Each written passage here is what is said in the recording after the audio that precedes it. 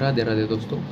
ये देखो, सुबह गोल्ड में यहाँ इस जोन के ऊपर हम बाइक की एंट्री बना रहे थे और एसएल हमारा ए लगाया था, क्योंकि ये देखो यहाँ 50 नियम के ऊपर हम हमारे हिसाब से, हमारे सेटअप के हिसाब से ये देखो ग्रीन कैंडल और ग्रीन कैंडल का हाई हमने मार्क करके यहाँ पे उसके ऊपर का हमने एंट्री थी और एसएल उसका लो का ये सेल था और टारगेट हमारा 1:2 था।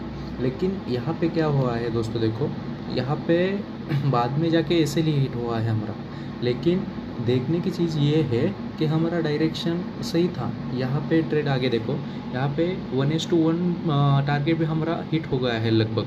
लेकिन बाद में मार्केट में सेलिंग आ गई और यहाँ पे सीधा हमारा एसएल गया है।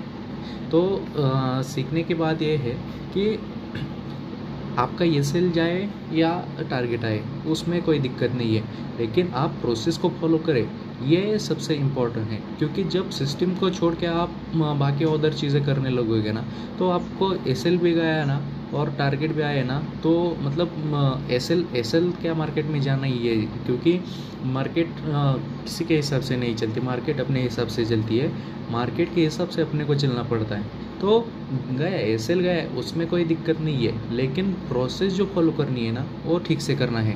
क्योंकि यहाँ टारगेट भी आ सकता था हमारे हिसाब से, हमारे सेटअप के स्ट्रेटेजी के हिसाब से, लेकिन आया है एसएल। तो हम इस पर रिग्रेट नहीं करने का, क्योंकि हम 100% तक कोई भी एक्यूरेसी नहीं होती।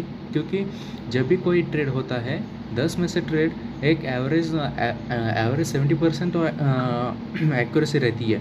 तो क्या पता हमको ये 10 में से तीसरे में से कोई ट्रेड हो, बाकी के ट्रेड टारगेट हिट करने वाले हो, तो हमको रिग्रेट नहीं करने का और किसी भी चीज़ में मतलब फियर या ग्रेड कोई भी ट्रेड में नहीं लाने का। या तो टारगेट या तो टॉप लॉस, उसके ज़्यादा दिमाग लगाने का नहीं, सोचने का नहीं।